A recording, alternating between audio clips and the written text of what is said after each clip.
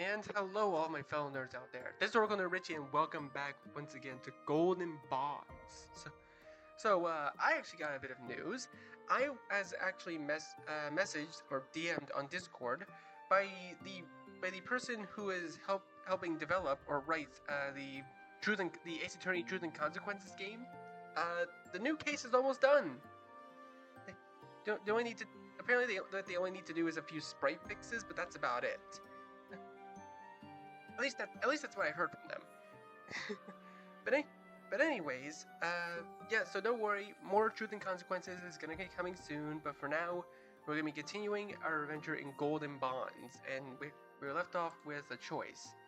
As I believe I kind of emphasized it before, but we're gonna be taking the wiser route. Let's talk things through first. I swallow. My mouth feels so dry. Right? Everything's different now. Why? We're the same people we always were. Can't hurt you anymore. That is a new benefit. Not that I ever minded. Would you? Can I? Princess, you can do whatever you want to me. I can, can't I? I love you, Princess. Always have, always will. Aww, it's so sweet. I lean towards him more on instinct than anything intentional, and he meets me halfway. It's not a glamorous kiss by any means. My mouth feels dry and my lips are almost definitely chapped. I mean, if you're in an ice cave, I'm pretty sure you would expect that. We're both too tired to make it more romantic, but it doesn't have to be. It's as natural to us as any other part of our relationship has been. It feels easy, right? Feel his hand on my leg, his thumb making gentle circles across my skin. Little touches like these make my head spin. It will take me months to adjust. I look forward to each and every instance, every indulgence. He grazes my lower lip with his teeth ever so gently as he pulls away, grinning like a spoiled child. I love you, Priya. You just said that. And I'll say it again. I love you too. I know. He tilts his head down and presses a kiss against my hair before pulling me against him. His body wraps around mine perfectly. It's warmer than any cloak or blanket could be. And I promise you to shower with all the love and affection you've missed throughout these many, many years.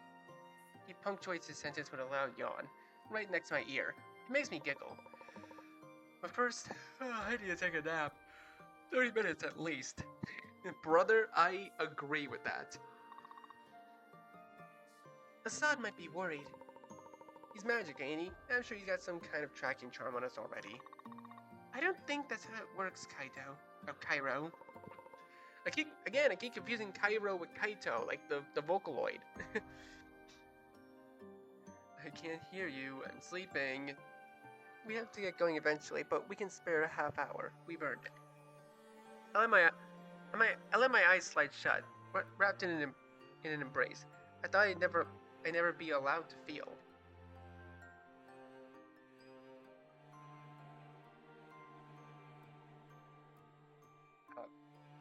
Is it gonna continue?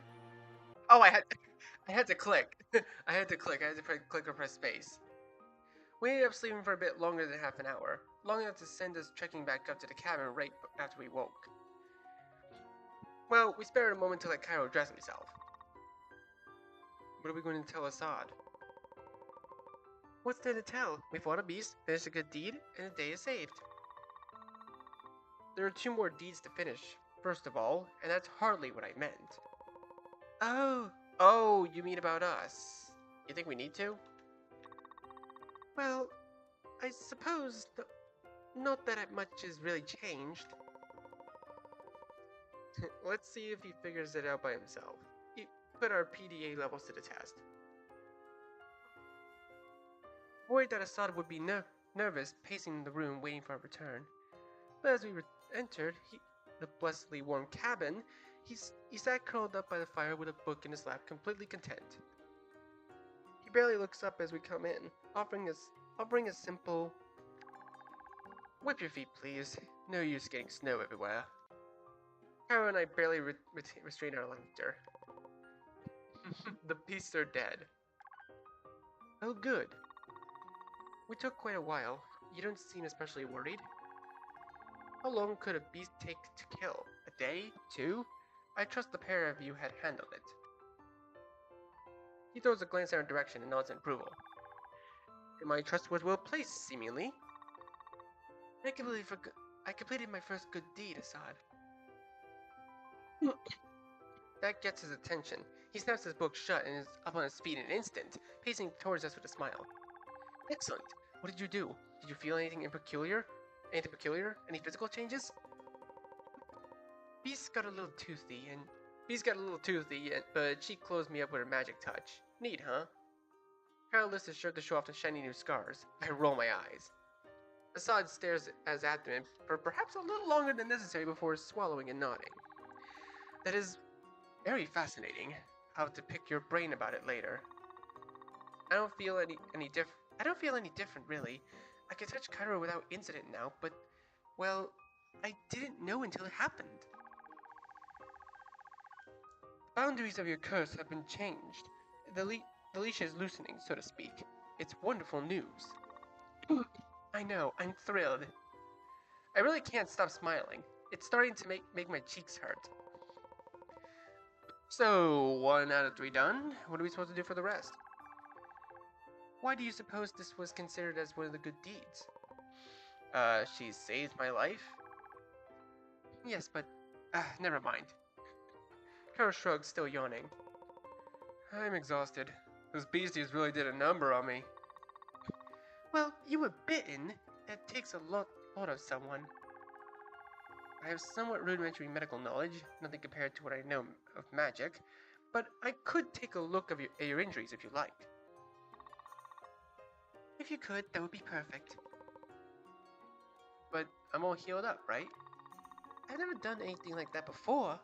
I have no idea if it really worked, or did any long-term damage.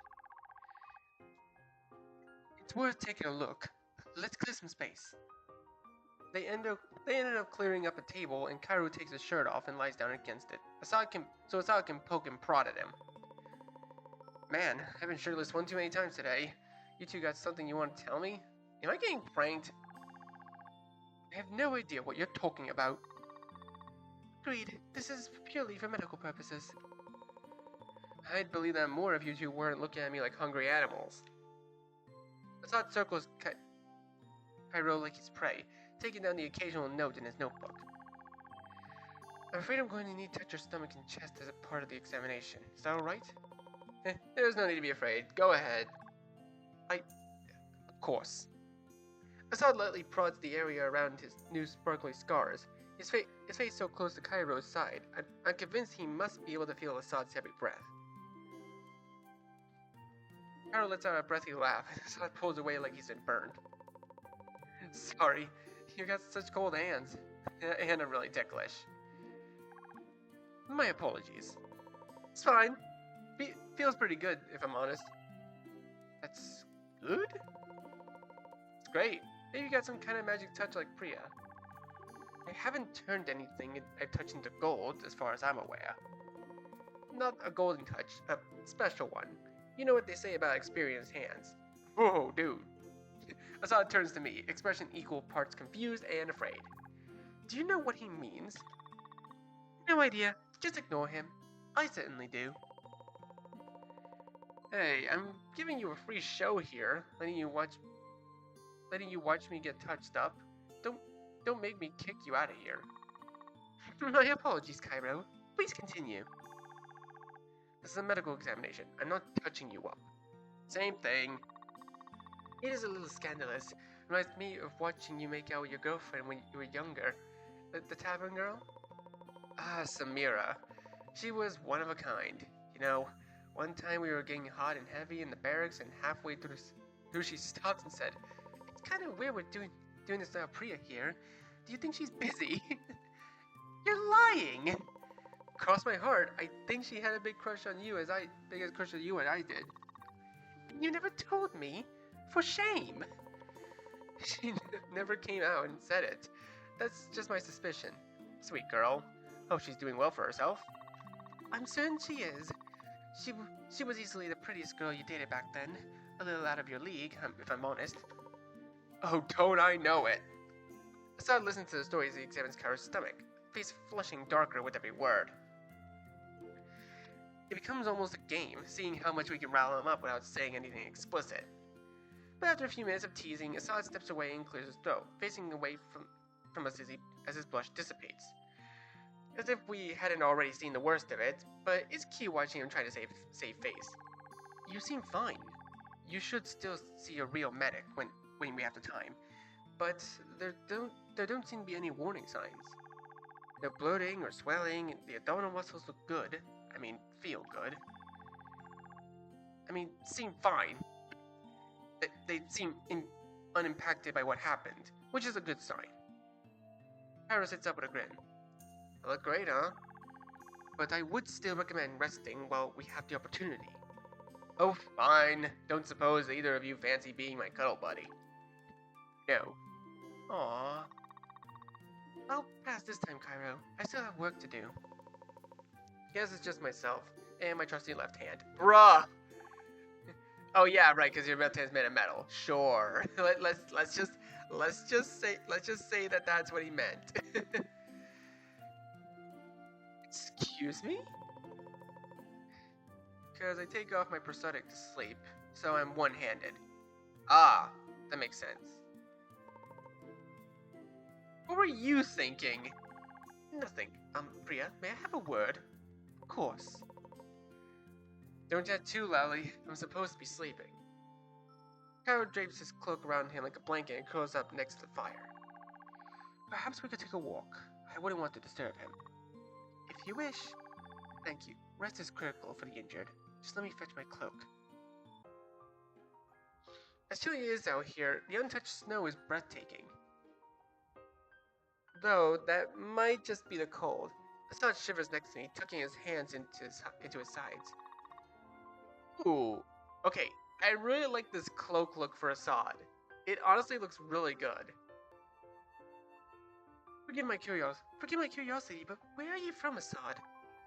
Not here. I gathered as much. You look freezing.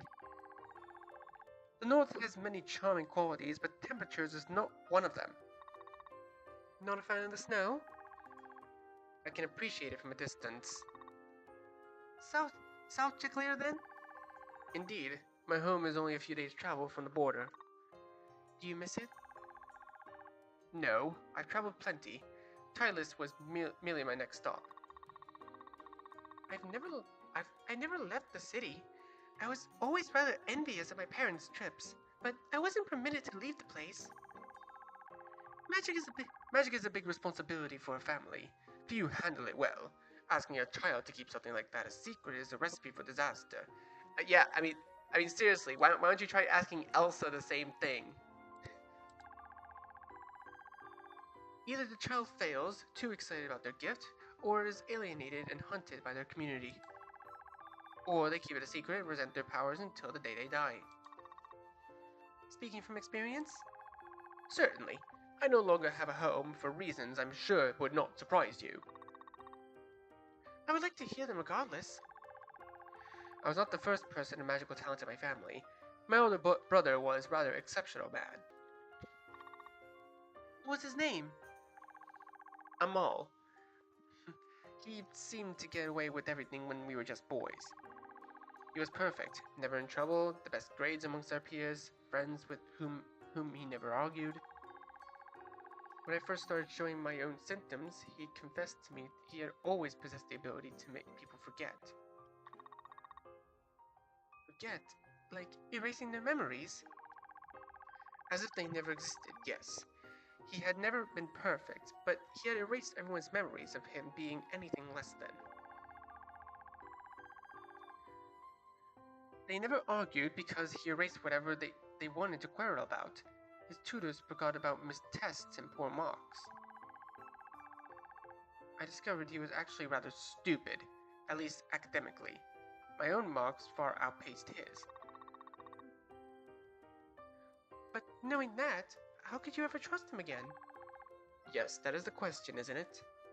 Assad exhales heavily, his breath curling in on itself in the cold air. He swats it away with his hand. I could never be angry at him. I wouldn't know what to be angry about, and if I showed fear or hesitation, I worried I would forget his confession to me too. I always doubted him. After that, I think he knew.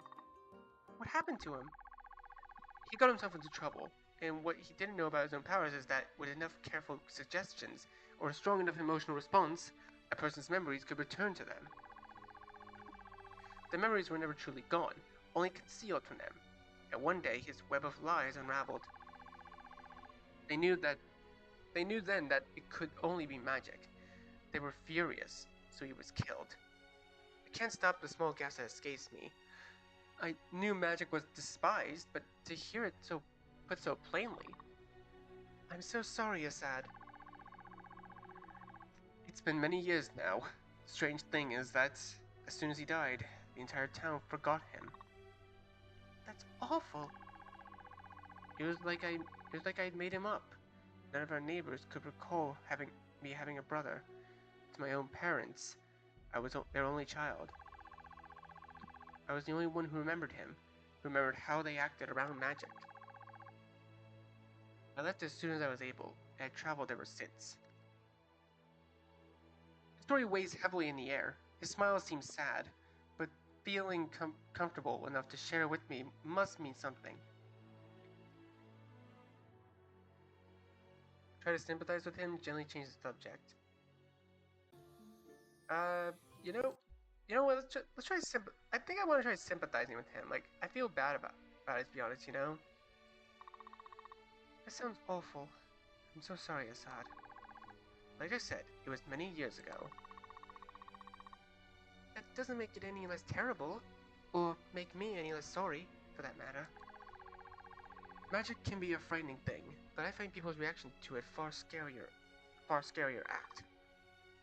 You have a point, but keeping you chained up in that palace is hardly a suitable solution.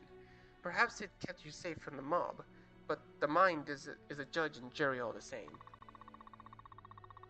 I wasn't exactly chained up. I could choose to visit people if I hid myself appropriately. And you did? Well, no.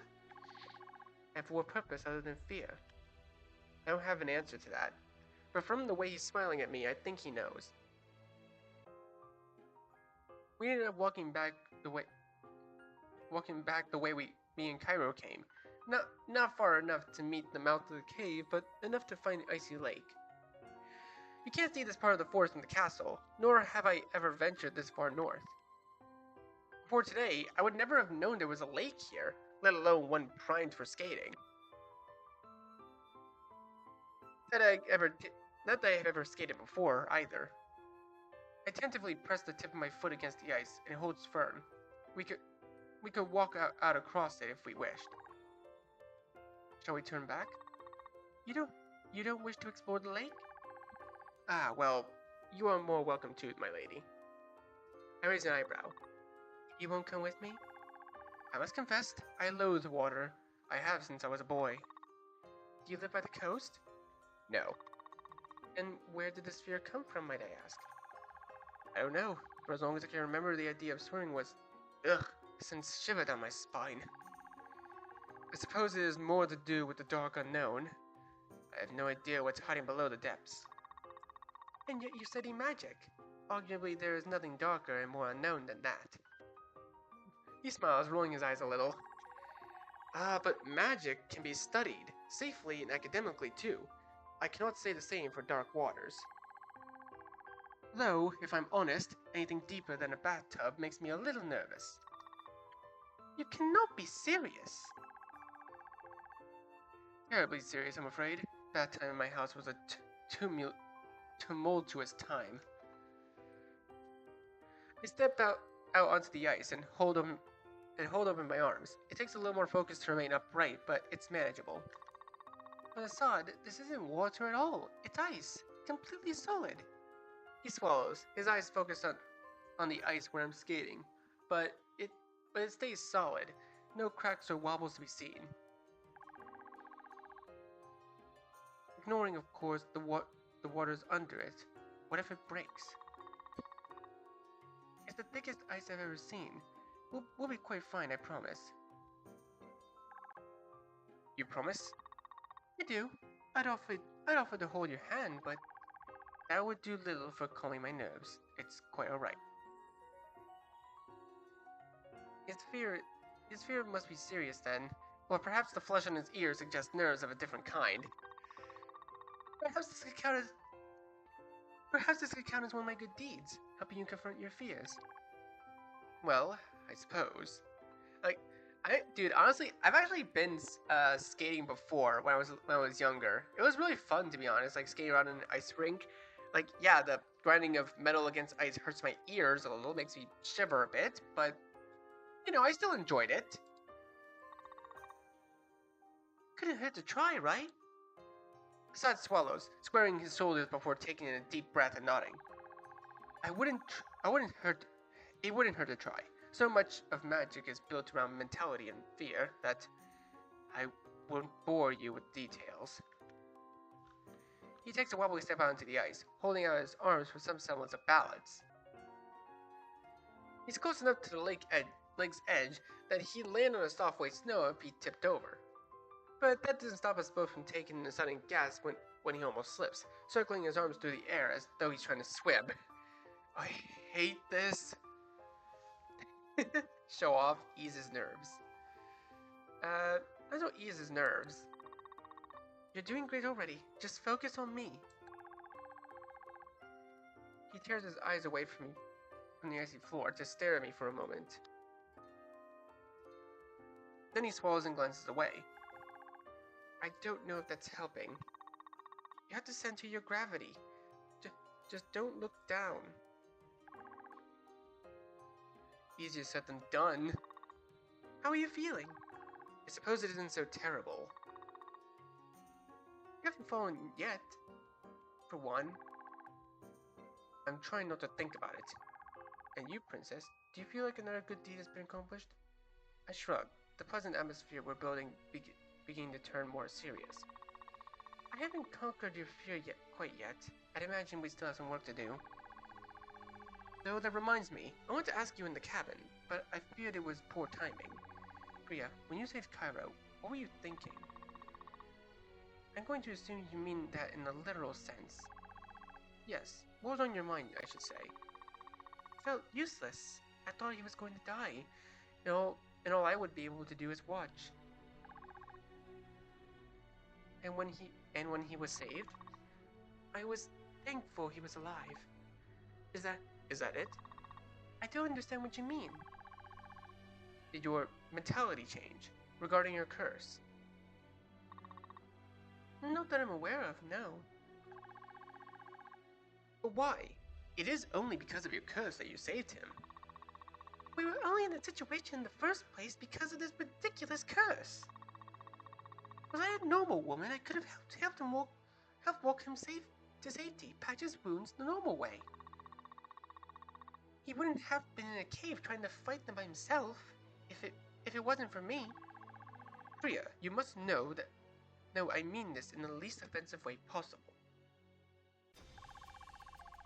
But I feel your mentality is what's holding you back in terms of breaking your curse. Excuse me? I truly mean no offense. I only hope to change your mind, your perspective really. A curse is a curse, Assad. What other way is there to see it?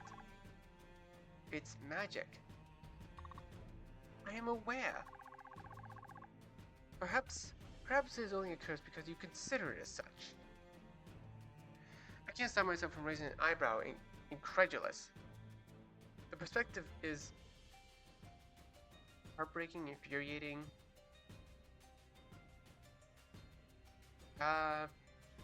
Probably. I mean, again, every choice could change the ending. Probably heartbreaking. I can't have lived my entire life like this.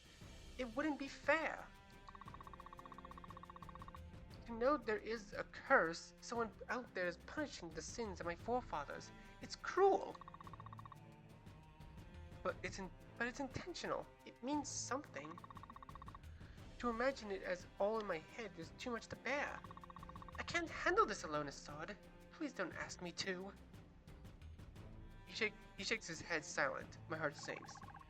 Priya, that isn't what I meant. What else could it possibly mean? You're a wonderful, fascinating, kind woman. A good woman. You could do so much. You could do so much for the city. How? I can give these people. I can't give these people that's not meaningless gold. The same feeling I felt in the cavern comes creeping back to my heart. What is it? Uselessness? Hopelessness? He steps closer, brows furrowed. Your powers are not meaningless, Priya. They are special, remarkable. It's hopeless. Of course not. I'm useless. Don't say such things. It's true, isn't it? The curse has controlled my entire life. You can't imagine what that feels like. It's controlled you because everyone has taught you to fear it. You could be more. I know it. You're wrong. I take a step away from him, holding my shaking hand to my chest. I hate them. I hate the stupid tail, the cracks on my skin, Kyra's poor golden scars, his metal arm. All I do is hurt people. Assad steps closer to me, shaking his head. He looks furious. And what of saving Kyra's life? Was that useless too?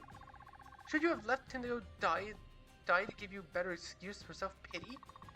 He was only hurt in the first place because of me. He was hurt because he is a knight. That is the purpose, to fight and protect. You have saved his life. You could save so many others. You said it yourself. They would never trust me. I will always be cursed in the eyes of others. I know you could change their minds. How? You barely know me. Because you're... He throws his hands up in the air and lets out a frustrated groan. You're perfect. You're kind and humble and beautiful and self-sacrificing and everything you need to be to change their minds. And I know it because you've changed mine. I was perfectly content being alone, and you and Kyra interrupted my safe solitude with your joy and laughter, and I can't be quite sure which of us moves, but one moment he's ranting and raving. The next is coldly suppressing his mind. His hand cups my back, and I let out a small content sigh. My toiling emotions dissipating as I feel his body shiver next to mine. It really is cold out here. Our shared body heat does little to stave off the chill. But when he lets out a small weak moan against my mouth, almost involuntarily, none of that seems to matter. I feel lighter than air, raising myself up on my tiptoes to bring us closer. As I finally pull away, more for air than anything else, his slightly nervous smile vanishes. My stomach sinks. Does he regret it already? Priya, yes? Don't move. I don't know what you... It's only then I hear it, the tumbling echoes of ice cracking below me. I don't even have time to panic before I fall. Priya! The lake's deep enough, the first plunge drenches me completely, stealing the air from my lungs. It's hard not to gasp for air. The ice-cold water is soaking into my clothes, my skin, my bones. It feels like the thick material of my clothes, heavily padded to block out the cold, feel like weights dragging me down. For a moment, I think I really will die here. A golden statue at the bottom of an icy lake. The dark water is murky. I can barely make out anything. Until two pale hands breach my eye line, grasping desperately in the cold water. It would be easy to reach out and take his hand, save myself, but Assad would, at best, lose an arm. At worst, we're so far out. Would we reach anyone for help us in time? It isn't worth it. How can I live for myself, knowing that I hurt both of them? The only men who ever believed in me. I don't want to give up, but I won't hurt anyone else anymore, I swore to myself. My hands stay by my sides. His arms disappear. I try not to panic. I'm not a strong swimmer. I never practice. But I try to force myself to the surface despite this. I can just make out the crack of the ice where I fell, the sun shining through it. I lose sight of it. I'm dead. I don't have any strength to break the ice on my own. Don't panic, don't panic, don't panic. Then the light disappears, bottled up by something I can't make out. This is it then? Of all the ways, I thought I might die. Drowning was never something I planned for. But then I feel it, two shaking hands grasping my dress collar, heaving me up with all their strength. I push out my legs to try to help, but I'm already exhausted. For just a second, his strength slips and we both panic. My life in someone else's hands now. Is this how Cairo felt, I wonder? The air that fills my lungs when I finally breach is a welcome reprieve. Assad's hair is dripping with water, his panicked face breaking out into a relieved smile. Thank the stars. I go to speak and end up spluttering instead, coughing up a little bit of lake water. Oh, and we get the whole comic panel. That's so cool.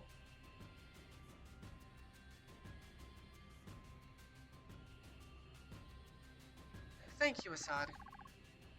I'm just so glad you're okay. I'm freezing, actually. We have a slim window of time before frostbite can set in. We have to get you back to the cabin. And fully out of the water first. Yes, right. Come here. Come up by myself. You'll need your strength. Come here. He puts his hand under my arms and lifts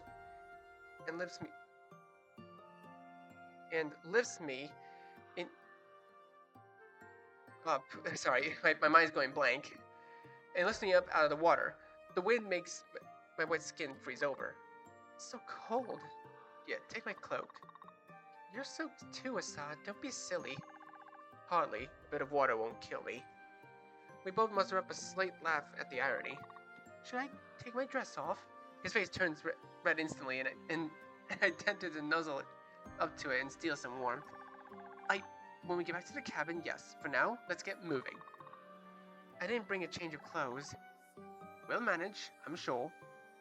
He drags the cloak over my shoulders. The extra weight and warmth is delightful. Can you walk? Just about. Here, you can lean against me. Oh, thank you. And it's so cute. He can definitely feel me shivering, even through the thick material of his cloak. He can definitely feel me shivering, even through the thick materials of his cloak. I know because I can feel him shivering too. The walk back is painfully slow. I'm too tired to push myself to walk faster. I hope Cairo has kept the fire up. If we're lucky to be staying in a place with a fire pit, even if it's run low, we can set up another rather easily. Thank you again for rescuing me, Assad. As opposed to leaving you drown. I know it must have been terrifying for you. Honestly, I hardly thought about it. Rescuing you seemed more important than any lingering apprehensions I have about water. You're very brave, you know. Hardly. I did what anyone else would do. I owe you my life. Twice over if we fix this curse. When we fix your curse, we can do it. I know it. Neither of us mentioned the kiss. Cairo is up and about when we re-enter the cabin. The fire blessedly still roaring in the hearth. He spins on his heel as soon as we open the door, gesturing excitedly to the table, which is lined with roughly put together meal, and enough candles to give it an illusion of a nice date. His face drops when he sees us both soaked, running to our sides in an instant. Are you two okay? He shuts the door behind us, plugging his eyes between me and Assad like he's assessing the damage. I wanted to take a walk on the lake. Cairo's brows furrow, and Assad winces. The ice was thinner in the center than we thought at first. You fell in? Unfortunately. You pulled her out? As best as I could. Cairo's shoulders droop, nodding slightly. Nobody's hurt, apart from the cold? No, we're both safe. Thank the stars. Seeing Kaoru is such a relief. I want... Bruh, you can't give me this option and not think I'm... And not... This is the running joke on my channel, but like, you cannot give me this kind of option and not think I would ever kiss him. Come on, dude. It hasn't been long since I last saw him, since this development of our relationship was something that I was allowed to indulge in. I cup his face, his warm, beautiful face, and kiss him with fervor. He wraps his arms around me in an instant, pressing his body against mine. I miss you too, love. Asada clears his throat, we pull away, cheeks pink and warm. Not to interrupt, but we ought to get the fire and dry off before we run the risk of falling ill. Yes, of course. Of course. Smart man. Kaoru all but pushes me towards the fire, and I sit down but before it without complaint. The heat is beyond description, and the moment of satisfaction I let out in the warmth is likely less than appropriate, though nobody makes a snide comment at my expense. After a moment, Asada takes the seat beside me, warming his hands and his hair in front of the fire. Kaoru is going to fetch extra firewood. Asada is almost whispering, with how quiet his voice is. I must apologize. For what? The kiss we shared. Of course, regret must be settling in. I had no idea you and Kaoru were... Albeit, I should have guessed. But what are you talking about? That you and Kaoru are together? I didn't mean to intrude on your relationship. If I'm honest, it hadn't even crossed my mind. He raises an eyebrow. I'm sure Kaoru would think differently. I hear the door swing open as he returns. Well, perhaps we should ask him. Kaoru jogs over to us and tosses extra logs into the fire. What are you two whispering about? Asada and I had kissed on the lake, prior to my fall, I should say. He pauses, glancing over the two of us. Asada is sweating and panic in his eyes. Okay, did you like it? I did. He claps us both on the shoulder with a grin. Glad you guys had fun then. What? What? Did you think I was gonna be upset? Well, yes. As long as she's happy, it doesn't bother me. But you two are... together. Yeah. I love her. She deserves nothing but the best.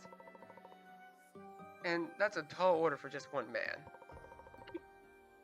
I'm not above needing a helping hand. Get it? He lifts his metal arm with a cheesy grin.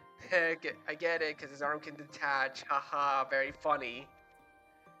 It's not like it's the 5th time you made that joke. I roll my eyes instinctually, but he seems unfazed. I don't understand. Me and Kaoru have always had a special relationship. It hasn't always been physically romantic, shall we say. But we loved each other for years, and I dated plenty of other people in that time. But the circumstances were so different. True, if anything, the circumstances are better now, more equal. You mean it's finally my turn? And I'm so excited for you. Just don't forget about me when you two are having fun, yeah? He bumps Asada with his shoulder, but he barely reacts, frozen solid. And not just because of our still damp robes. So it's fine. Well then fine. Great even. Priya's watched me getting hot and heavy before, but you know, I've never had the pleasure of seeing it in return. For obvious reasons. I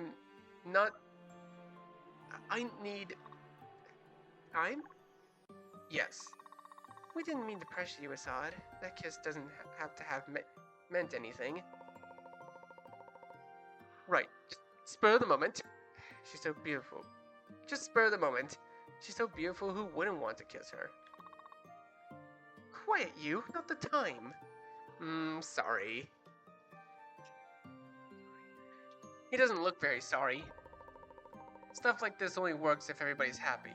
I am. Priya is. It's all in your hands, Asad. Asad looks a little green at the idea.